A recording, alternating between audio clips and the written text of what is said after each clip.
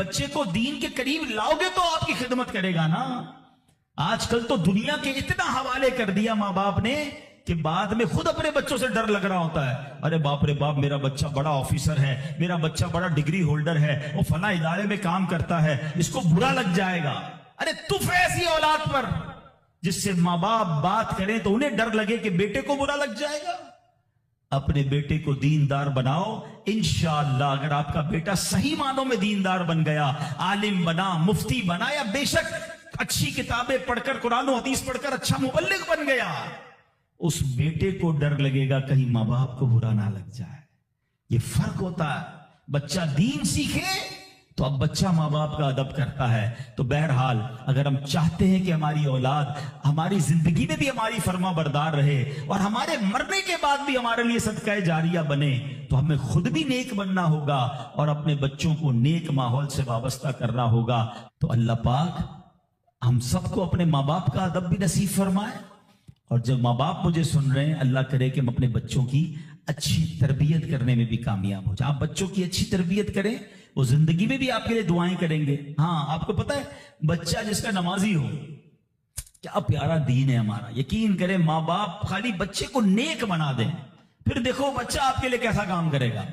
آپ دیکھیں ہر نماز میں، بلکہ ہر قاعدہ آخیرہ میں وہ آپ کے لیے دعا کرتا ہے. اور کیسے دعا کرتا ہے؟ قبلہ رو باوضو بیٹھ کر. کیا کہتا ہے؟ ربنا اغفر لی ولوالدی وللمؤمنین یوم یقوم الحساب. فجر پڑھ رہا ہے، 2 بار آپ کے لیے دعا کی. اور کس حالت میں کی؟ باوضو، قبلہ رو بیٹھ کر. ظہر پڑھ رہا ہے، سنتوں میں دعا کی، فرض میں دعا کی، پھر سنتوں میں دعا. اب کیلکولیٹ تو کرو، اگر میں کچھ نہ کروں، اپنے بچے کو زندگی میں 5 وقت کا پابند نمازی بنا دوں، میرے مرنے کے بعد بھی وہ نماز پڑھتا رہے. ارے نہ ہے میری قبر پر، روز نماز پڑھے گا، اتحیات میں بیٹھے گا، دعا کرے گا اللہ میرے ماں باپ کی بخشش فرما دے. کتنا خوبصورت مذہب ہے ہمارا، کتنا پیارا دین ہے.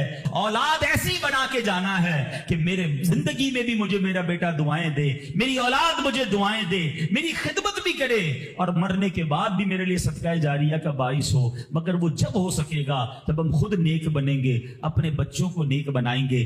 ابو جان میرے بہت بڑے محسن ہیں. مطلب میں تو وہ دن یاد ہے نا مجھے. مطلب ہوتا کیا تھا، میں نے پہلے بھی کئی بار بتایا کہ اب والد صاحب کے دوست بھی ہوتے تھے نا، ابو کی گیدرنگ بھی تھی، تو باقاعدہ بعض اوقات دوست ابو کا مذاق اڑاتے تھے کہ یار تم ہر وقت بچے کو ساتھ لے کے آ جاتے ہو. یعنی وہ مجھے بچپن سے ہی ساتھ رکھا انہوں نے. ہر جگہ، اجتماع میں، محفل میں، نعت خوانی میں، مزارات پر، ایون اپنے دوستوں میں جاتے تھے تب بھی وہ مجھے ساتھ ہی لے کے جاتے تھے. تو وہ جو انہوں نے چپکا کے رکھا نا اپنے ساتھ، تو وہ الحمدللہ اس بچپن سے ہی وہ ماحول ملا. اور اب بعد میں اب سمجھ آتی ہے کہ واقعی اگر آپ نے اپنے بچوں کی تربیت کرنی ہے نا، تو ہم بعض اوقات کہتے ہیں یار بعد میں ٹائم دے دیں گے. وہ جو باہر سے اس کو انوالو چیزیں مل جاتی ہیں نا، وہ پھر اس کو مٹانا بہت مشکل ہو جاتا ہے. تو ماشاءاللہ انہوں نے بہت مجھے وقت دیا، اور خاص طور پہ دعوت اسلامی کے تمام کاموں میں جس طرح مجھے چھوٹ دی. دیکھیں ایک تو بچپن میں ساتھ رکھا، مگر ابو کا ایک کمال یہ تھا کہ وہ ایک لمٹ کے بعد انہوں نے مجھے دور کر دیا. یعنی ایسا نہیں ہو کہ ساری زندگی مجھ سے پوچھ کے سارے کام کرنا. کانفیڈنس اتنا دیا، ہمت اتنی دی، اور کہتے ہیں کرو. تو 13-14 سال کی عمر کے بعد انہوں نے مجھے کہا اب آپ خود جائیں اجتماع میں، اب آپ خود مدنی کا. اس زمانے میں تو لمٹ نہیں تھی عمر کی. تو میں نے اس زمانے سے امیر اہل سنت کے ساتھ سفر کرنا شروع کر دیے، قافلوں میں جانا. اس زمانے میں دورے کہلاتے تھے، دورے میں جانا شروع کر دیا. رات کو ہم رہتے تھے کلفٹن میں، تو اس زمانے میں کبھی لالو کھیت میں اجتماع، لیاقت آباد کو لالو کھیت کہتے تھے، اور نیو کراچی. اور امیر اہل سنت کو اس زمانے میں روڈ اجتماعات ہوتے تھے ہر ہفتے جمعے والے دن. تو اب میں ہر جمعے بس میں بیٹھ کر اکیلے جاؤں اور پھر واپس آؤں. تو کبھی یہ نہیں کہا کہ آپ کیوں جا رہے ہیں، کہاں جا رہے ہیں، پیسے دینا کہ جاؤ بیٹا خرچ کرو اور جاؤ اجتماع میں جاؤ. تو وہ جو ان کا سپورٹ تھا نا، میں سمجھتا ہوں اس کی وجہ سے ایک تو دعوت اسلامی ملی، اور جو سیلف کانفیڈنس ملا کہ جب آپ خود ٹریول کرتے ہیں، خود چیزوں کو مینج کرتے ہیں. پھر پاکستان بھر کے دورے کیے، مدنی قافلوں، امیر علیہ سنت کے قافلے اس زمانے میں جاتے تھے. تو پشاور تک ہم گئے. یعنی 15-16 سال کی عمر میں نے تقریباً پاکستان 17 سال کی عمر تک دیکھ لیا تھا، اور اکیلے دیکھا تھا. اور اس کے بعد جب مدینہ شریف جانے کا سلسلہ شروع ہوا، تو یہ بھی شاید لوگوں کے لیے عجیب بات ہوگی کہ میں نے پہلی بار مدینہ شریف ہوں سنبھالنے کے بعد والدین کے بغیر دیکھا. اور اس کے بعد میں ہر سال جو قبلہ باپو شریف کے ساتھ ہم جاتے تھے 18-19 سال کی عمر سے کنٹینیو کئی سالوں تک رہا وہ سلسلہ, تو ہر سال میں ان کے ساتھ جاتا تھا. یعنی والد صاحب نے مجھے ہمیشہ یہ کانفیڈنس دیا کہ آپ جائیں اور جو سپورٹ چاہیے. تو آج جو بھی ہیں یقیناً ان کی وجہ سے اللہ ان کی قبر کو جنت کا باغ بنائے. اور یہ کرنا چاہیے, اپنے بچوں کو نیکی کے کام کے لیے آگے بڑھا سپورٹ کرنا چاہیے, پیچھے ان کو ہمت دلانی چاہیے تاکہ وہ کوئی بڑا کام بھی کریں اور آپ کے لیے بھی ذریعہ نجات بن جائیں. دو الگ الگ چیزیں ہیں, گھر گھرستی زندگی کے تجربات اور گھر سے باہر کس طرح رہنا ہے اس کا ایکسپیرینس ان کو ضرور ہے, لیکن آج کی نئی جنریشن کو جو نئی ٹیکنالوجیز کا اور بہت سارے نئی باتوں کا جو ان کو علم ہے اس کو ایڈمٹ بھی کرنا چاہیے. اگر یہ کولابریشن ہو جائے نا باپ بیٹے کے اندر, فیملی کے اندر, کہ باپ اپنے بچوں سے کئی چیزوں پہ مشورہ کرے, اس سے ان کا کانفیڈنس ڈیولپ ہوتا ہے. اصل میں بعض اوقات یہ ہوتا ہے ہر بات میں جب یہ کہ تمہیں کچھ نہیں پتا, بچے کو جب باپ یہ کہہ رہا ہوتا ہے نا کہ تمہیں تو آتا ہی کچھ نہیں ہے, تو وہ اس کو ڈیمورلائز بھی کرتا ہے اور اس ٹونٹ کی وجہ سے, اس طنز کی وجہ سے وہ اچھی باتیں بھی نہیں مان رہا ہوتا. پھر وہ سامنے سے کہتا ہے آپ کو بھی کچھ نہیں پتا, آپ کو کیا پتا. تو یہ نہیں ہونا چاہیے. باپ کی ریئلائز کرنا, بیٹا کئی چیزوں میں تم مجھ سے آگے ہو, میں تم سے سیکھنا چاہتا ہوں, کوئی حرج نہیں ہے, کیونکہ نئی ٹیکنالوجیز, نئے علم, نئی دنیا کے تقاضے بہت انہوں نے سیکھ لیے. جب آپ کچھ باتیں ان کی سنیں گے نا گیو اینڈ ٹیک کے ساتھ, کانفیڈنس دیں گے, تو اب وہ بیٹا بھی آپ کی, بیٹا دیکھو تمہاری بات میں نے مانی نا, یہ بات مجھے نہیں آتی تھی, لیکن میرا تجربہ زندگی کا یہ کہتا ہے تم یہ کام کرو گے تو تم نقصان اٹھاؤ گے. تو ہم دونوں ایک دوسرے کے تجربے سے فائدہ اٹھاتے ہیں. اشفاق بھائی, اس سے اتنا اچھا گھر کا ماحول بن جاتا ہے کہ والد بچوں کا انسپیکٹر بننے کے بجائے دوست بن جائے, ماں اپنی بچی پر صرف قانون نافذ کرنے والا ادارہ بننے کی بجائے اس کی سہیلی بن جائے. بلکہ میں نے ایک بہت پیاری کتاب میں بات پڑھی کہ آپ دوست بن جائیں اس سے پہلے کہ بچوں کے برے دوست بن جائیں. صحیح, کیونکہ بہت ساری باتیں بچوں سے آپ نہیں کرتے, اس بارے میں کہ یار شرم آتی ہے یا بچے اور میرے میں بریک گیپ ہونا چاہیے, مگر جو باتیں آپ کو کرنی چاہیے تھی پھر باہر سے وہ سیکھ کے آ رہا ہے اور غلط سیکھ کے آ رہا ہے. آپ اتنے فرینڈلی ہو جائیں اپنے بچوں سے کہ آپ کا بیٹا آپ سے دوست کی طرح بات کر لے, تو وہ اپنے راز بھی بتا دے گا, اپنے پرابلمز بھی بتا دے گا. کہ حضرت سیدنا حسن بصری کی بارگاہ میں ایک عورت آئی اور کہنے لگی کہ حضور میری جوان بیٹی کا انتقال ہو گیا ہے اور کوئی طریقہ ارشاد فرمائے میں اسے خواب میں دیکھ لوں. حضرت حسن بصری رحمت اللہ تعالی نے اسے ایک عمل بتا دیا کہ یہ عمل کرو تو تم اپنی بچی کو خواب میں دیکھ لو گی.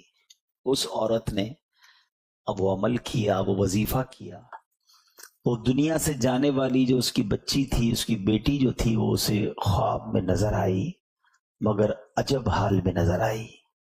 اس نے دیکھا کہ اس کے بدن پر تار کول کا لباس ہے, یعنی ڈامر کا لباس ہے, گردن میں زنجیر ہے اور پاؤں میں بیڑیاں ہیں. یعنی وہ اس کو عذاب ہو رہا تھا. ماں تھی اور اپنی بیٹی کی یاد میں تڑپ رہی تھی, مگر جب خواب میں اپنی بیٹی کو عذاب میں دیکھا, وہ ہیبت ناک منظر دیکھا تو کانپ اٹھی. دوسرے دن سیدنا حسن بصری رحمت اللہ تعالی کو خواب سنا کہ حضور میری بیٹی تو اس حال میں ہے. اب بڑے غمزدہ ہوئے. کچھ عرصے کے بعد سیدنا حسن بصری رحمت اللہ تعالی علیہ نے خواب میں ایک لڑکی کو دیکھا جو جنت میں ایک تخت پر اپنے سر پر تاج سجائے بیٹھی ہوئی ہے. آپ کو دیکھ کر وہ جو لڑکی تھی وہ کہتی حضور آپ جانتے ہیں میں کون ہوں؟ میں اسی خاتون کی بیٹی ہوں جو آپ کے پاس آئی تھی اور میری ایسی حالت بتائی تھی. حضرت حسن بصری کہنے لگے کہ تم تو عذاب میں تھی, تمہاری ماں نے بتایا کہ تم تو بڑی تکلیف میں تھی, آج تو تم جنت کی نعمتیں لوٹ رہی ہو. تو وہ لڑکی نے جو جواب دیا ذرا غور سے سنیے گا. وہ لڑکی کہتی ہے کہ حضور قبرستان کے قریب سے ایک عاشق رسول کا گزر ہوا تھا, واقعی میں عذاب میں تھی, مگر میری قبر جس قبرستان میں تھی وہاں سے ایک عاشق رسول کا گزر ہوا اور اس عاشق رسول نے ایک درود پاک پڑھ کر قبر والوں کو ایصال ثواب کیا. یعنی ہمارے قریب سے گزرتے ہوئے اس نے درود پاک پڑھا, اللہ کریم نے اس کے درود شریف پڑھنے کی برکت سے ہم 560 قبر والوں سے عذاب کو دور کر دیا. اب ذرا غور کیجئے، میرے والد گرامی دنیا سے گئے، لیکن اور بھی بہت سارے لوگ ہیں جن کے دنیا سے رشتہ دار چلے گئے، قبرستان بھی ہم جاتے ہیں، لیکن یہ ایصال ثواب جو ہے نا، یہ بڑا کمال کا کام ہے۔ اور اللہ کی رحمت دیکھو کہ رب کریم نے ایک طریقہ باقی رکھا ہے اس کی رحمت نے، کہ جو چلے گئے، اللہ نہ کرے اگر گناہوں کی وجہ سے ان پر عذاب ہو رہا ہے تو ہم انہیں ثواب پہنچا سکتے ہیں، ہم انہیں نیکیاں پہنچا سکتے ہیں۔ اور ایسا پاسبل ہے کہ بندہ تو گناہگار گیا ہو، گناہگار ہو اور اس کی وجہ سے عذاب بھی ہو رہا ہو، مگر دوسرے مسلمانوں کی دعاؤں کی وجہ سے، ایصال ثواب کی وجہ سے اللہ ان کی قبروں سے عذاب کو دور فرما دے۔ اور ایک اور بات پتہ چلی کہ درود پاک کی کیا شان ہے۔ درود پاک پڑھ کر ایصال کریں تو قبروں سے عذاب دور ہو جائے۔ جو خود درود پڑھتا ہوگا اس کا کیا عالم ہوگا، اس کی قبر کا عالم کیا ہوگا۔ تو اس سے کئی باتیں، اس ایک واقعے سے ہمیں بہت کچھ سیکھنے کو مل رہا ہے کہ درود پاک کی کثرت کیجئے، پھر نیکیاں کر کے اپنے مرحومین کو یاد رکھیے، انہیں بھول نہ جائیے۔ آج آپ اپنے مرحومین کو بھول جائیں گے، کل ہو سکتا ہے ہمارے بعد والے ہمیں بھول جائیں، تو ہمیں انہیں یاد رکھنا ہے، انہیں نیکیاں پہنچانی ہیں۔ آئیے مل کر محبت کے ساتھ بآواز بلند درود پاک پڑھ لیجئے۔ صلو علی الحبیب صلی اللہ تعالی علی محمد صلی اللہ علیہ وسلم۔ آج میں اپنے بیان کو 2-3 حصوں میں کرنے کی کوشش کروں گا۔ ماں باپ کی فرما برداری، ماں باپ کی خدمت، ماں باپ کی یوں سمجھیے کہ بات ماننا، اس پر بہت بیانات ہوتے رہتے ہیں اور ہوتے رہنے چاہیے، ٹھیک ہے نا، کہ اس کا احساس اجاگر ہو کہ ماں باپ کے مقام کیا ہے۔ لیکن ماں باپ کی جو نافرمانی ہے، ماں باپ کا جو دل دکھانا ہے، ماں باپ کو جو تکلیف پہنچانا ہے، شاید لوگ اس کو کوئی بڑا معاملہ نہیں سمجھ رہے، اور آج کل ماں باپ بڑے پریشان ہیں۔ آج کل بچوں کو اس بات کا احساس ہی نہیں ہے کہ اگر ماں باپ تکلیف میں ہیں تو ہمارا کیا بنے گا، ہمیں کتنا بڑا گناہ ملے گا۔ یا کوئی نارمل سی بات ہے کہ ٹھیک ہے ماں باپ رات کو جاگ رہے ہیں، بچہ نہیں آ رہا، ماں باپ کو جواب نہیں دے رہا، ان کی بات نہیں مان رہا، ان کے دل میں تکلیف پہنچا رہا ہے، یا اللہ نہ کرے اس سے بڑھ کر ماں باپ کو برا بھلا کہہ رہا ہے، ماں باپ سے لڑ رہا ہے، یہ کتنا بڑا گناہ ہے اور اس کے کانسیکوینسز کیا کیا ہیں، شاید اس طرف توجہ نہیں۔ تو شروع میں انشاءاللہ ماں باپ کی نافرمانی کس قدر برا عمل ہے اس پر کچھ بات کریں گے، پھر ماں باپ کے حقوق شریعت ہم پر کیا لاگو کرتی ہے کہ ہمیں ماں باپ کے ساتھ رہنا کیسے ہے، اور اس کے بعد ہم انشاءاللہ کچھ ایصال ثواب پر بات کریں گے، کیونکہ ہمیں پتہ چلے کہ جن کے ماں باپ حیات ہیں انہوں نے ماں باپ کے ساتھ کیسے رہنا ہے، اور جن کے چلے گئے ہیں اب کیسے ایصال ثواب کے ذریعے ہم ان کی گویا ہیلپ کر سکتے ہیں، ان کو تحفے بھجوا سکتے ہیں۔ حضرت عبداللہ رضی اللہ تعالیٰ عنہ فرماتے ہیں کہ ہم نبی پاک علیہ الصلوۃ والسلام کی بارگاہ میں حاضر تھے کہ ایک آدمی آیا اور عرض کرنے لگا کہ حضور ایک نوجوان ہے اور آخری اس کی زندگی کے لمحات ہے، سکرات کا عالم ہے، ہم اسے کہتے ہیں لا الہ الا اللہ پڑھ، وہ پڑھ نہیں پا رہا، اس کی زبان پر حضور کلمہ جاری نہیں ہو رہا ہے۔ حضور نے فرمایا کانا یصلی، کیا وہ نماز پڑھتا تھا؟ آنے والے نے عرض کی جی حضور وہ نماز پڑھتا تھا۔ آقا علیہ الصلوۃ والسلام اس کے ساتھ تشریف لے گئے، اور نبی پاک جب وہاں گئے تو آپ نے نوجوان کے پاس جا کر فرمایا قل لا الہ الا اللہ، یعنی اے نوجوان کہو لا الہ الا اللہ۔ اس نے عرض کی لا استطیع، حضور میں نہیں کہہ پا رہا، میں نہیں کہہ سکتا۔ فرمایا لما، کیا وجہ ہے، کیوں نہیں کہہ پا رہا؟ تو کسی نے عرض کی کان یعق والدتہ، کہ حضور یہ اپنی ماں کی نافرمانی کرتا تھا۔ نبی پاک نے فرمایا کیا اس کی والدہ زندہ ہے؟ لوگوں نے عرض کی جی ہاں حضور اس کی ماں زندہ ہے۔ نبی پاک نے فرمایا اسے بلاؤ۔ والدہ آئیں، حاضر ہوئیں، نبی پاک علیہ الصلوۃ والسلام نے فرمایا کیا یہ تمہارا بیٹا ہے؟ عرض کیا جی حضور یہ میرا بیٹا ہے۔ آقا فرماتے ہیں تمہارا کیا خیال ہے؟ اگر بہت بڑی آگ بھڑکائی جائے اور تمہیں کہا جائے کہ اگر تم اس کی سفارش کرو تو اسے چھوڑ دیتے ہیں ورنہ اسے آگ میں جلائیں گے، کیا تم اس کی سفارش کرو گی یا جل جانے دو گی؟ دیکھو یہ ہوتی ہے ماں۔ والدین کمال کے لوگ ہوتے ہیں، ان کو ستاؤ، تکلیف پہنچاؤ، لیکن جب بچے کو تکلیف پہنچنے لگتی ہے تو وہ اپنی تکلیف بھول جاتے ہیں۔ وہ ماں کہتی ہے یا رسول اللہ، آقا اب تو میں اس کی سفارش کروں گی۔ نبی پاک فرماتے ہیں تو اللہ عز و جل اور مجھے گواہ بنا کر کہو کہ تم اس سے راضی ہو۔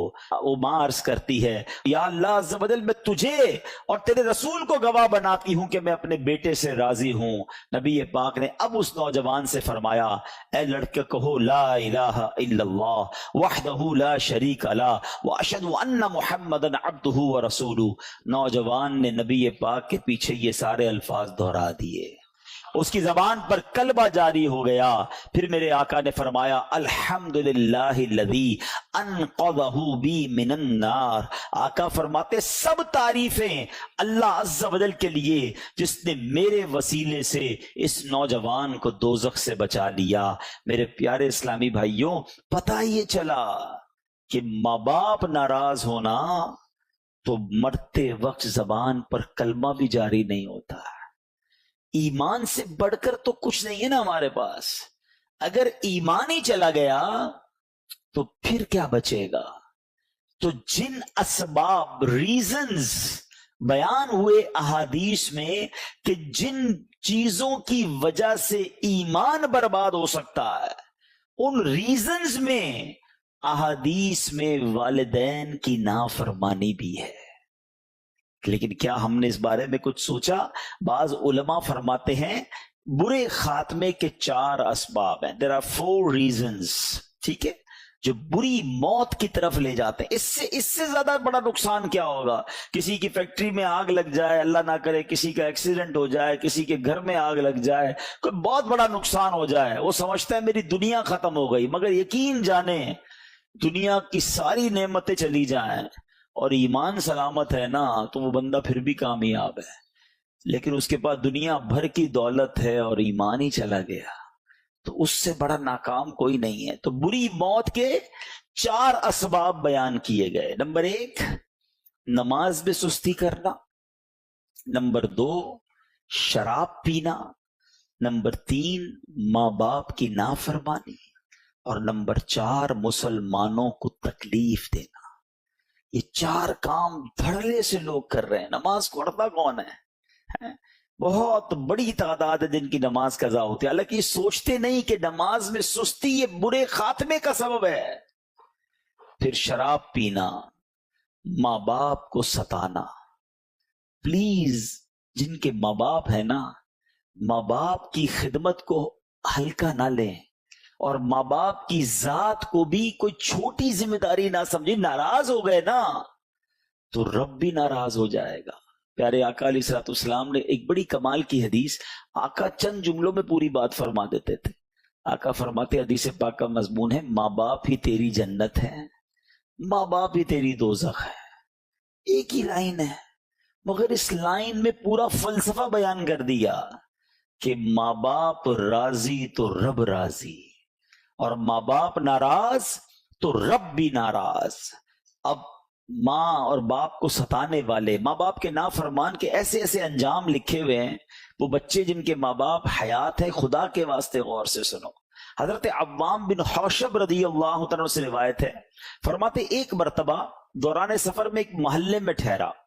اس محلے کی طرف ایک قبرستان تھا، اور وہاں جب عصر کا وقت ہوتا تھا تو قبرستان میں سے ایک قبر شق ہوئی، قبر پھٹی، اور اس میں سے ایک قبر میں سے آدمی نکلا جس کا سر گدھے جیسا تھا، اور اس نے 3 مرتبہ گدھے جیسی آواز نکالی، پھر قبر میں گیا اور قبر بند ہو گئی۔ آپ کہتے ہیں میں بڑا حیران ہوا، تو قریب ہی میں نے دیکھا کہ ایک بوڑھی عورت ہے جو اونٹ وغیرہ کاٹ رہی ہے۔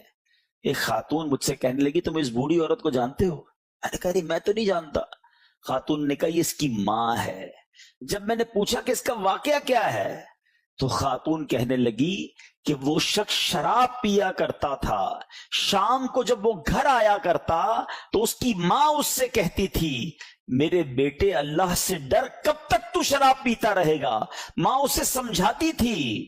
وہ بدبخت اپنی ماں کو پتہ ہے کیا جواب دیتا تھا؟ کہتا تھا تم کب تک ہینگتی رہو گی جب تک جیسے گدھا ہینگتا ہے. ماں کو کہتا تھا گدھے جیسی آواز نکالتی ہو تم، مجھے کیوں سمجھاتی ہو؟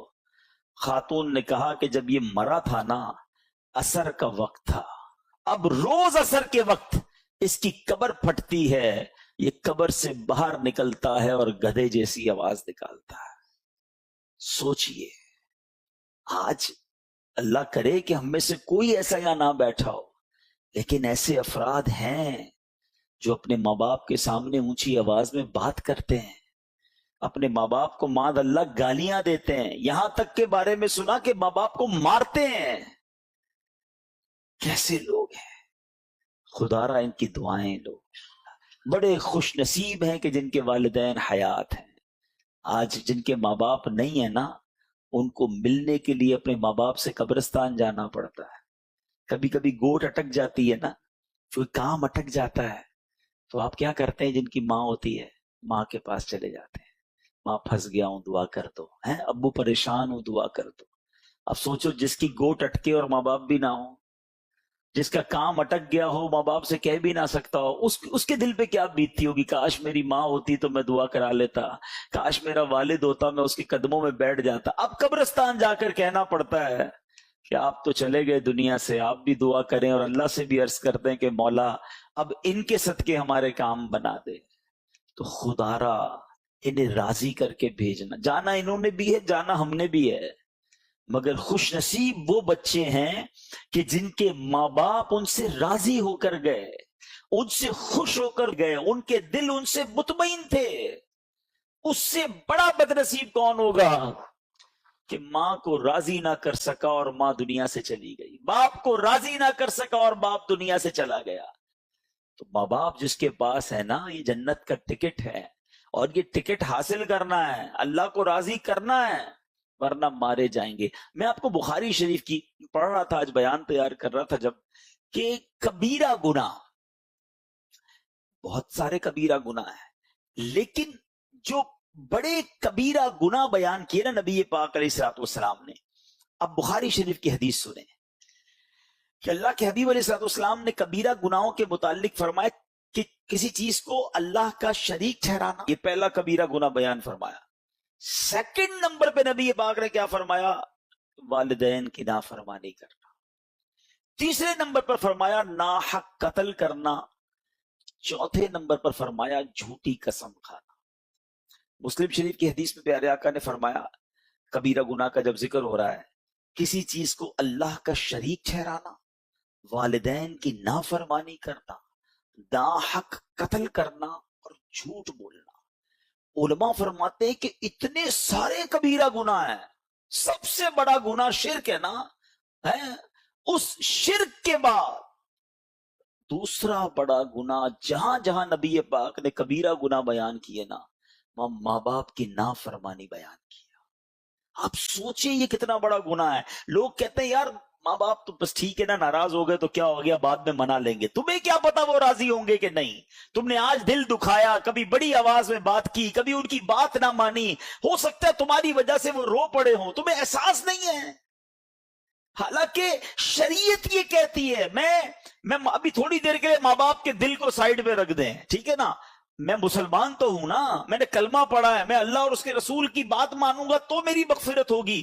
اللہ اور اس کا رسول یہ فرما رہے ہیں، شریعت یہ سکھا رہی ہے کہ اللہ کی بارگاہ میں شرک کے بعد جو سب سے بڑا گناہ بتایا گیا وہ ماں باپ کی نافرمانی بتایا گیا. اچھا، اللہ کریم نے جہاں اپنی اطاعت کا بیان کیا ہے، اپنی فرما برداری کا بیان کیا، کئی جگہوں پر اس کے فوراً بعد ماں باپ کی فرما برداری کا بیان کیا.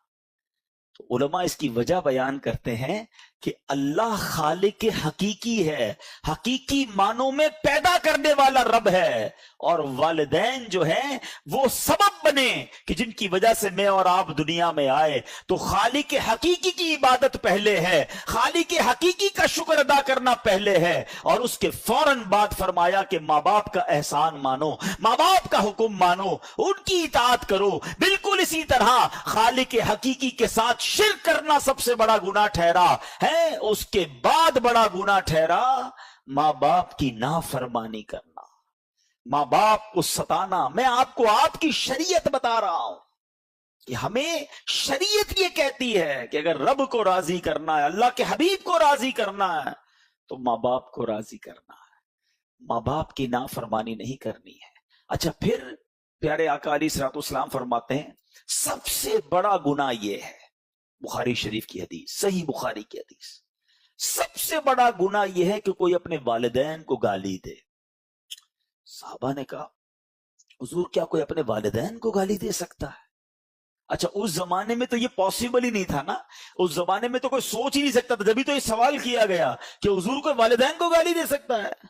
تو نبی پاک نے فرمایا آدمی کسی کے باپ کو گالی دیتا ہے تو وہ اس کے باپ کو گالی دے گا، تو کوئی آدمی کسی کی ماں کو گالی دیتا ہے تو وہ اس کی ماں کو گالی دے گا. اب ادھر غور سے سمجھیے گا بات کو. اس کا مطلب یہ ہوا کہ اس زمانے میں تو ایسا تھا ہی نہیں کہ کوئی ڈائریکٹ ماں باپ کو گالی دے. آج تو ایسے بھی بد نصیب ہیں جو اپنے ماں باپ کو ڈائریکٹ گالیاں دے رہے ہوتے. اچھا، ماں باپ کو ڈائریکٹ نہیں دے رہے ہوتے نا، دوستوں میں بیٹھ کے دے رہے ہوتے، میرا تو باپ ہے ہی ایسا ہے، میری ماں تو ہے ہی ایسی، استغفر اللہ. اس کا عذاب کیا ہوگا؟ یہ تو نبی پاک نے ایک دوسری انداز بیان کیا کہ وہ کسی کے ماں باپ کو گالی دے تو وہ اس کے ماں باپ کو گالی دیں. آج ایسا ہو رہا ہے، ماں بہن کی گالیاں دیتے ہیں، شوق سے دیتے ہیں، پھر دوسرے تمہاری ماں بہن کو گالیاں دے رہے ہیں. احساس ہی نہیں ہے کہ میری ان حرکتوں کی وجہ سے میری ماں کو گالی پڑ رہی ہے، میرے والد کو گالی پڑ رہی ہے. اور ایسا بھی ہوتا ہوگا کہ ماں قبر میں ہوگی اور تمہارے دوست تمہاری ماں کو گالی دے رہے تمہاری وجہ سے. ہونا کیا چاہیے کہ لوگ میری وجہ سے میرے ماں باپ کی تعریف کریں کہ یار بیٹا ایسا ہے تو باپ کیسا ہوگا، کیا تربیت کی ہے اس کے والد نے. میں کام ایسے کروں دنیا میں کہ لوگ میرے مرے ہوئے ماں باپ کی تعریف کریں، لوگ کہیں کہ یار کیا والد تھا جس نے ایسا بیٹا بنایا، کیسی ماں تھی جس نے ایسے بیٹے کو تربیت کی. لوگ کہتے ہیں یار ماں باپ نے تربیت کیسی کی اس کی طرف، ایسا بدماش، ایسا بدتمیز، ایسا جھگڑالو، اتنا تکلیف پہنچانے والا. وہ بچہ سوچے کہ تم نے زندگی میں بھی ماں باپ کو خوش نہیں کیا اور ماں باپ کی عزت بھی تم نے مرنے کے بعد بھی برباد کی. یعنی گویا ان کی روح کو قبر میں بھی تم نے تکلیف پہنچائی. خوددارا زندگی ایسی گزارو کہ لوگ کم از کم مجھے دیکھ کر میرے ماں باپ کو دعائیں دیں. کہ کیا فرمایا میرے آقا نے، سب سے بڑا اللہ کا نافرمان کون ہے؟ شیطان، ابلیس. ابلیس کے عذاب کا اندازہ کر سکتے ہو؟ جس نے ساری دنیا کو غلط کام پہ لگایا ہے، ساری دنیا کو برے کاموں کی طرف جو لگا رہا ہے، سارے کفار کو کفر پہ لگانے والا. ہم تو امیجن ہی نہیں کر سکتے نا اس کے عذاب، اس کے گناہ اور اللہ کے غضب کا اس پر. مگر اب حدیث سننا کیا فرمایا. آقا فرماتے ماں باپ کے نافرمان اور ابلیس کے درمیان صرف جہنم میں 1 درجے کا فرق ہوگا. آپ یقین یہ اگر اس کی وہ کہنا ہیبت کو سمجھو، جو اگر سمجھدار اس بات کو سمجھے نا تو رونگٹے کھڑے ہو جائیں گے. ابلیس کا عذاب کتنا ہوگا، اس کے عذاب میں اور ماں باپ کے نافرمان کے عذاب میں 1 درجے کا ہی فرق ہوگا. ختم ہو گئی نا بات، ہی ختم ہو گئی نا. اس سے بڑا مجرم کون ہوگا؟ تو پلیز میرے وہ بچوں جن کے ماں باپ، یعنی میں اب سمجھ آتا ہے ان باتوں کو پڑھنے کے بعد کہ جس کے ماں باپ زندہ ہونا اس کو زندگی کا ایک ہی مقصد رکھنا چاہیے کہ یہ ناراض نہیں ہونے چاہیے. ہاں باقی سارے کام بعد میں ہیں. اگر یہ نہ رہا، ماں باپ اگر اللہ کی نافرمانی کی بات کریں گے تو پھر ہم نہیں مانیں گے ان کی. دیکھیں یہ بھی ایک باؤنڈری شریعت ہی نے دی ہے کہ ماں باپ کی ہر بات مانیں گے لیکن اگر ماں باپ اللہ کی نافرمانی کی بات کریں گے تو پھر ماں باپ کی نہیں مانیں گے، کیونکہ مجھے ماں باپ کی فرما برداری بھی اللہ کو راضی کرنے کے لیے کرنی ہے، تو اللہ کو تو ناراض نہیں کریں گے، لیکن اس کے علاوہ ہر بات میں بس ماں باپ راضی رہیں، کیونکہ یہ راضی ہو گئے رب راضی ہو جائے گا۔ ابھی آپ نے سنا نا کہ وہ بندے کی زبان پہ کلمہ ہی جاری نہیں ہوا، ایسی بہت ساری روایتیں ہیں کہ نمازی بھی تھے، روزہ دار بھی تھے، صدقہ دینے والے بھی تھے، ماں باپ ناراض تھے، آقا نے فرمایا کوئی عبادت قبول نہیں ہوگی۔ تو اس بات کو بٹھا لیں دماغ میں، یہ ہو گئی بات کچھ ماں باپ کے نافرمان کی سزا کے بارے میں۔ اب میں یہ بتانا چاہتا ہوں کہ ہماری شریعت ہمیں حقوق کیا بتاتی ہے، جن کے ماں باپ زندہ ہیں نا ان کو ماں باپ کے ساتھ رہنا کیسے ہے۔ سبحان اللہ۔ اب ذرا قرآن و حدیث کی روشنی میں کچھ مدنی پھول میں آپ کو پیش کرتا ہوں، پوائنٹ وائز ہیں، ہو سکے تو یاد کیجئے گا۔ نمبر 1، ان سے دل سے محبت کریں، یہ حق ہے ان کا۔ ایک تو یہ کہ بھائی یار اب کیا کریں بھائی، مولانا صاحب نے بیان کیا تھا، اچھے تو لگتے نہیں پھر بھی محبت کر رہے، نہیں، ان سے دل سے محبت کریں، یہ حق ہے ان کا۔ اچھا، ان کو نام سے نہ پکاریں بلکہ ان کو کنیت سے پکارے جسے وہ پسند کرتے ہیں۔ اچھا چلیں ہمارے یہاں کنیت نہیں ہے تو اچھے نام ابو جان ہو سکتا ہے، بابا جان ہو سکتا، جو آپ کے یہاں عرف ہے، نام سے نہ پکاریں، ان سے پہلے نہ بیٹھیں، ان کے آگے نہ چلیں، حتی الامکان ان کے برابر میں بھی نہ بیٹھیں۔ یہ ماں باپ کے آداب لکھیں کتابوں میں۔ اگر وہ تشریف لائیں تو ان کے لیے تعظیماً کھڑے ہو جائیں، ان کو عزت کی جگہ بٹھائیں، ہو سکے تو اپنی چادر بچھا کر انہیں بٹھائیں، چہرے کی بشاشت اور خندہ پیشانی کے ساتھ ان سے بات کریں۔ منہ چڑھا ہوا ہے، موڈ آف ہے، اچھا چلو بولو، چلو چلو اب جلدی جلدی بات کرو، ٹائم نہیں ہے۔ ماں باپ کے ساتھ ایسے بات کرتا ہے، فریش خشاشت بشاشت ہو، خندہ پیشانی کے ساتھ ان سے بات کریں۔ اچھا فرمایا اپنی بات احسن انداز میں عرض کریں، نہ مانے تو خاموش ہو جائیں، ضد نہ کریں، اپنی بات رکھیں کہ میں یہ کرنا چاہتا ہوں، کیا آپ کی اجازت ہے؟ مان گئے تو ٹھیک ہے، ضد نہ کریں، ناراض ہوئے بغیر ان کی بات قبول کریں، اگر ان کو بھوک لگے تو کھانا کھلائیں، کپڑے نہ ہوں تو کپڑے پہنائیں، ان کی خدمت کریں اگر ان کو ضرورت ہو، اگر ان کا حکم خلاف شرع نہ ہو، شریعت کے خلاف نہیں، فوراً پورا کریں۔ کھانے پینے ساتھ بیٹھے نا، ان سے پہلے پہل نہ کریں، ہمیں تو کھلائی ماں نے، ابو نے کہا بیٹا تم کھا لو، حالانکہ شریعت یہ کہتی ہے کہ اگر یہ ساتھ بیٹھے کھانا شروع نہ کریں جب تک ماں باپ شروع نہ کریں۔ فرمایا ان کے لیے رحمت اور مغفرت کی دعا کریں، ان کی عزت اور ان کا احترام کریں، ان کو خوش کرنے والے کام کریں، باپ کے ہاتھ چومیں اور ماں کے قدم چومیں۔ فرمایا ہر کام میں ان سے مشورہ کریں، لوگوں کے سامنے ان کی تعریف کریں، ان کے دوست احباب سے خوش دلی کے ساتھ پیش آئیں۔ ماں باپ سے تو آئیں ان کے دوستوں سے بھی خوش دلی سے پیش آئیں۔ بعض اوقات ہوتا ہے ایسے کہ ابو بیٹھے ہیں ساتھ، ان کے دوست آ گئے، اب ان کو دیکھ کے موڈ خراب ہو گیا، ابو کے رشتہ داروں کو دیکھ کر موڈ خراب ہو گیا، ماں کے رشتہ دار آ گئے تو موڈ خراب۔ نہیں، شریعت یہ کہتی ہے کہ ماں باپ کے رشتہ دار ان کے دوستوں سے بھی خوش دلی کے ساتھ پیش آئیں، اور سبحان اللہ ان کے پیچھے سے ان کو آواز نہ دیں بلکہ خود جا کر قریب جا کر ان سے نرمی سے بات کریں۔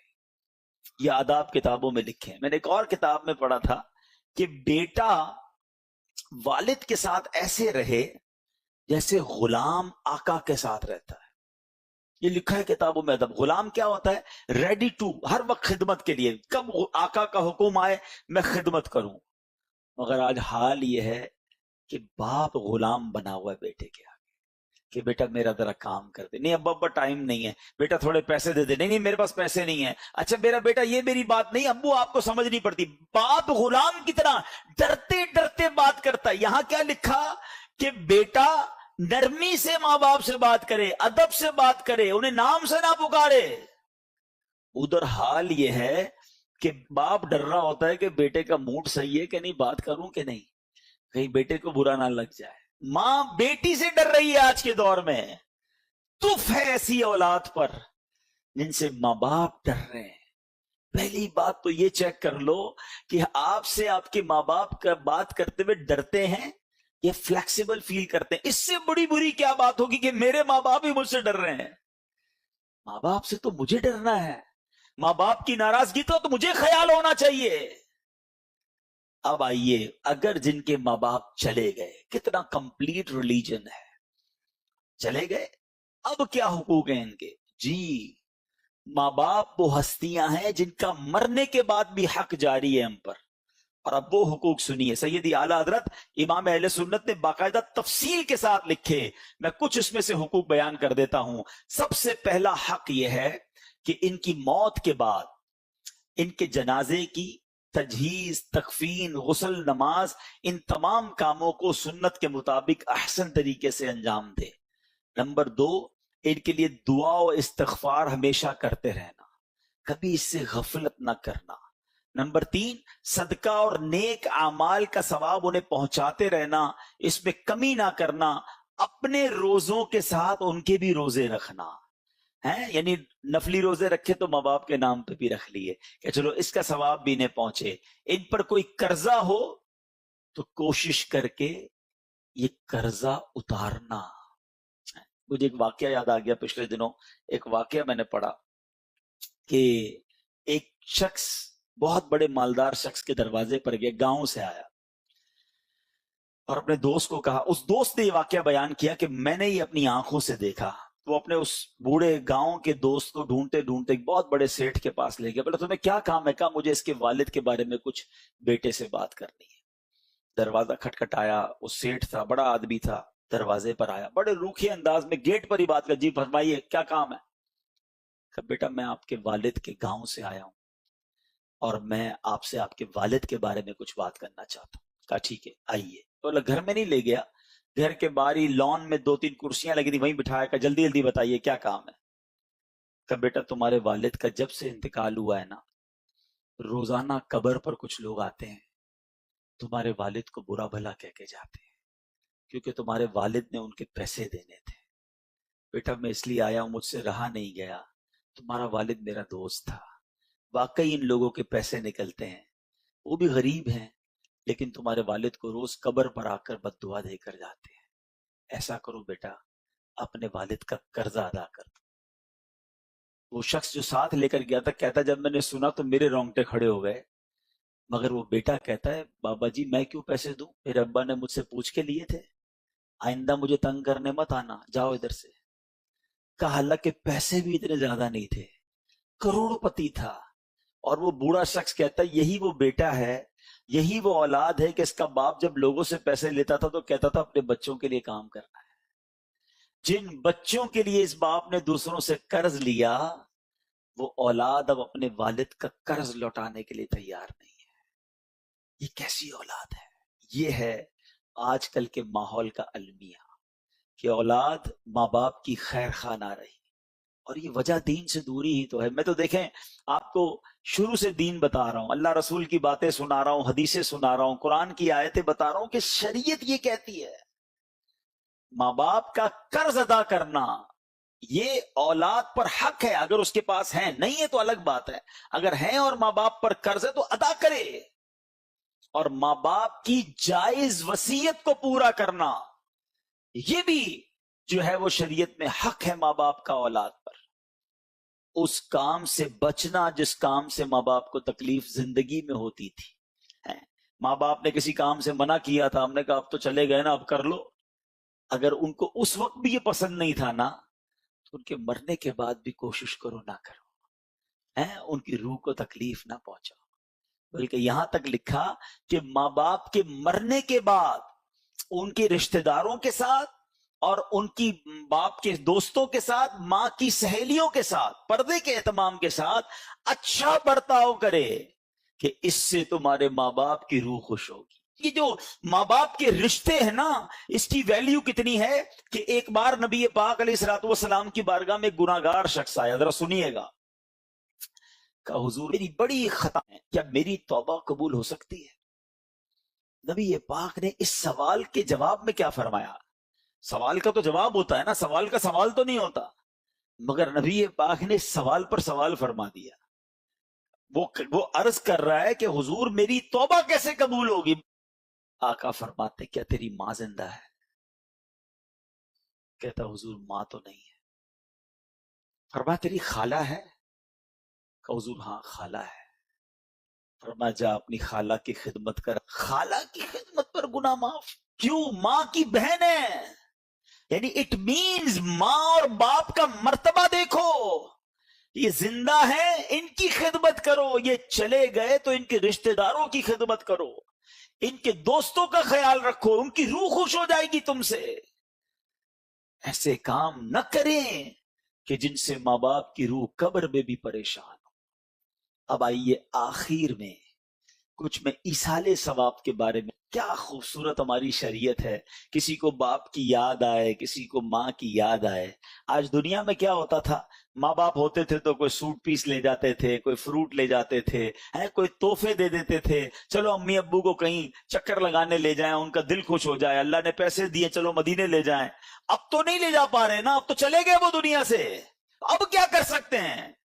تو اب بھی یہ کر سکتے ہیں کہ قرآن پڑھ کے انہیں تحفہ پہنچا دیں، اجتماع کر کے انہیں تحفہ پہنچا دیں، مسجد بنا کے انہیں ثواب پہنچا دیں. ہماری شریعت نے ایصال ثواب کا کیا شاندار نظام رکھا ہے. ایمان تازہ ہو جاتا ہے ان حدیثوں کو پڑھنے کے بارے میں. اللہ کے نبی علیہ الصلوۃ والسلام حضرت سیدنا ارمیہ کچھ ایسی قبروں کے پاس سے گزرے کہ جن پر عذاب ہو رہا تھا، قبروں میں عذاب ہو رہا تھا. کچھ عرصے کے بعد پھر گزرے تو عذاب ختم ہو چکا تھا. تو آپ نے اللہ سے عرض کی کہ یا اللہ پہلے عذاب ہو رہا تھا، اب عذاب ختم ہو گیا، اعمال تو انہوں نے جو کرنے تھے کر لیے نا. اعمال کے رزلٹ پر ہی طے ہوتا ہے کہ قبر میں عذاب ہو رہا ہے، اللہ ناراض ہے تو، یا نعمتیں مل رہی ہیں. اب عذاب ختم کیسے ہو گیا؟ اللہ نے ارشاد فرمایا اے ارمیہ ان کے کفن پھٹ گئے، بال بکھر گئے، قبریں مٹ گئیں، تو میں نے ان پر رحم کیا، اور ایسے لوگوں پر میں رحم ہی کیا کرتا ہوں. مدینے کے تاجدار علیہ الصلوۃ والسلام فرماتے ہیں اے ایصال ثواب کے اجتماع کرنے والو، اے فاتحہ کرنے والو، دیکھو کیا خوبصورت اہل سنت کے یہاں نظام ہے. اپنے والد کی بھی برسی مناتے ہیں، ثواب ساری دنیا کے مسلمانوں کو پہنچاتے ہیں. جب بھی گھر میں لنگر لوگ کرتے ہیں، امام حسین کا لنگر کریں، غوث پاک کا لنگر کریں. لوگوں کو نہ جانے کیوں فاتحہ سے پرابلم ہے، ساری دنیا کے مسلمانوں کو ثواب لوگ پہنچاتے ہیں. سنو میرے آقا کیا فرماتے ہیں. اللہ کے حبیب فرماتے ہیں میری امت گناہ سمیت قبر میں داخل ہوگی، اور جب نکلے گی تو بے گناہ ہوگی. گناہ سمیت داخل ہوگی اور نکلے گی بے گناہ ہوگی. آقا فرماتے کیونکہ وہ مومنین کی دعاؤں سے بخش دی جاتی ہے. خدا اہل سنت کو آباد رکھے. محمد کا میلاد ہوتا رہے گا. یہ میلاد کے اجتماع، ایصال ثواب کے اجتماع، سویم کے اجتماع، ہم جب بھی قرآن خوانی کرتے ہیں، لنگر کرتے ہیں، دعائیں کرتے ہیں، کیا کہتے ہیں یا اللہ سرکار کی ساری امت کو ثواب پہنچا. آقا فرماتے میری امت داخل تو گناہوں کے ساتھ ہوگی، جب نکلے گی تو گناہ مٹ چکے ہوں گے، کیونکہ مومنین دعائیں کر رہے ہیں، ایصال ثواب کر رہے ہیں. اب سنو جو ایصال ثواب نہیں کرتے نا، اپنے مردوں کو بھول جاتے ہیں، انہیں یاد نہیں رکھتے. پیارے آقا علیہ الصلوۃ والسلام فرماتے ہیں کہ مردے کا حال قبر میں ڈوبتے ہوئے انسان کی مانند ہے. جب بندہ ڈوب رہا ہوتا ہے تو کیا حال ہوتا ہے کہ وہ شدت سے انتظار کرتا ہے کہ باپ یا ماں یا بھائی یا کسی دوست کی اسے دعا پہنچے.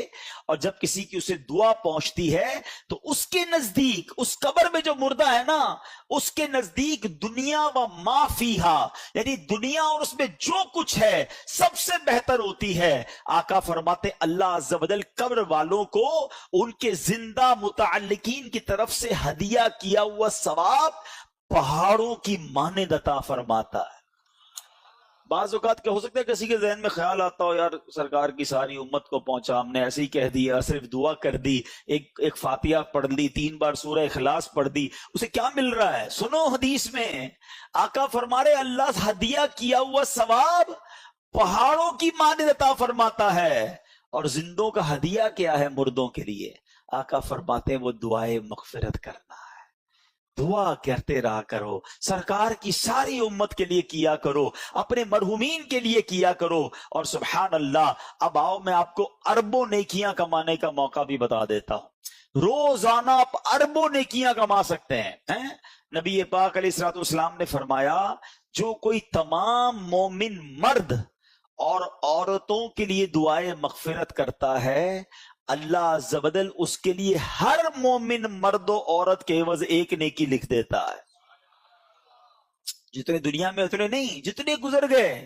यानी आपने अगर दुआ की है कि या अल्लाह मेरा ये सवाब तमाम मोमिन औरतों और मर्दों को पहुंचा दे, उनकी मगफिरत फरमा दे, तो जितने मोमिन मर्द और औरतें हैं अल्लाह उनके बराबर एक एक नेकी आपके नामा अमाल में लिख देगा। तो आइए एक बड़ी प्यारी दुआ भी उलमा ने लिखी है, हम मिलकर पढ़ लेते हैं। अल्लाहुम्मा ग़फ़िरली वलिकुल्ली मुमिनिन व मुमिना।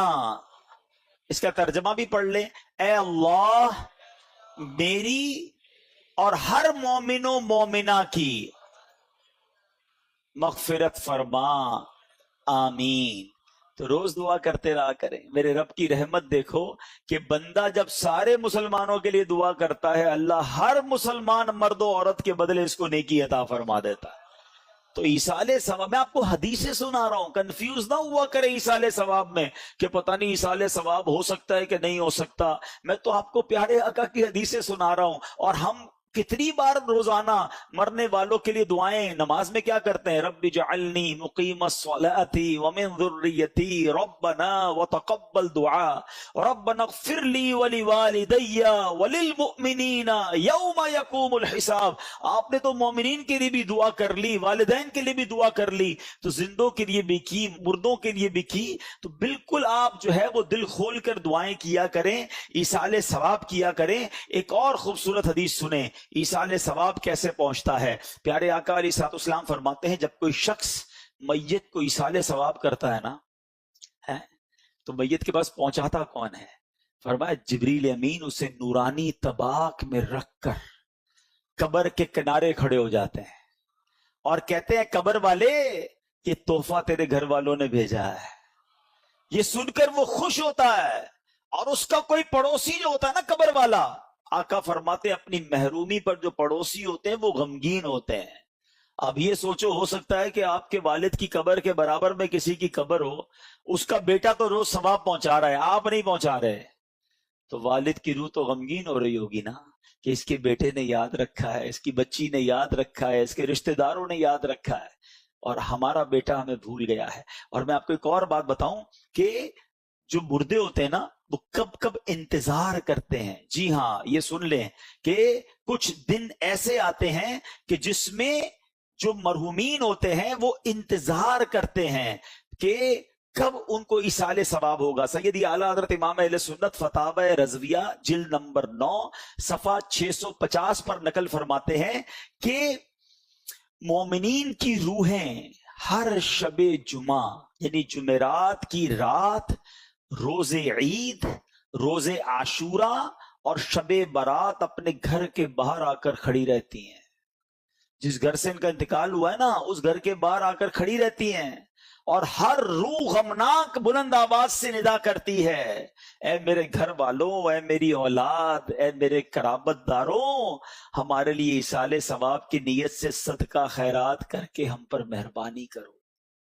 अरवाह घर तक आ जाती हैं इन दिनों में कि कुछ हमें सदका करो, कुछ हमें सवाब पहुंचाओ।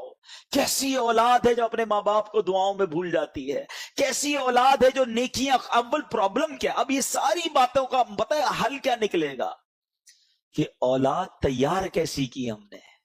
जो औलाद नमाजी नहीं है वो क्या इसाले सवाब करेगी? जो औलाद कुरान पढ़ने ही नहीं जानती वो क्या इसाले सवाब करेगी?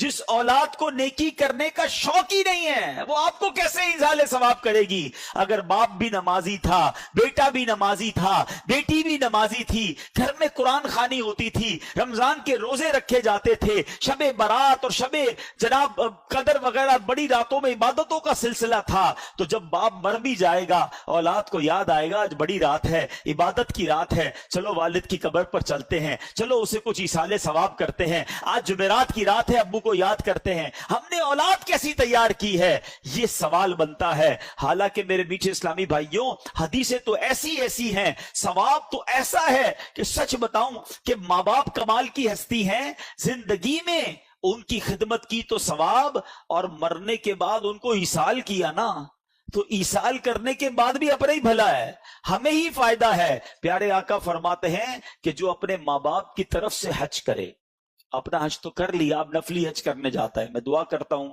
اللہ اس سال ہم سب کو حج عطا فرمائے, اور جنہوں نے حج کر لیا ہے نا, فرض حج ادا کر لیا ہے, اب ماں باپ کے نام کا حج کرنا. کیوں؟ میرے آقا کیا فرماتے ہیں, جو اپنے ماں باپ کے نام کا حج کرے, ماں باپ کی طرف سے تو حج ادا ہو جائے گا, حج کرنے والے کو مزید 10 حج کا ثواب ملے گا.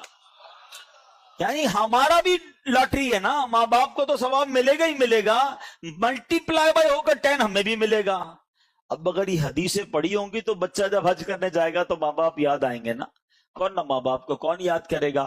ایک اور جگہ پیارے آقا فرماتے ہیں, جب تم میں سے کوئی نفل خیرات کرنا چاہے نا, کبھی کبھی ہوتا ہے کسی مسجد میں پیسے ڈال رہے ہیں, کسی غریب کو دینا ہے, کسی کی مدد کرنی ہے, یہ ثواب تو ملے گا. آقا فرماتے ہیں اپنے ماں باپ کی طرف سے کریں. کیا خوبصورت شریعت ہے, کیا پیاری تعلیمات ہیں. صدقہ خیرات تو کرنا ہی ہے نا, کہ نیت کر لو یہ ماں باپ کی طرف سے ہے. نبی پاک فرماتے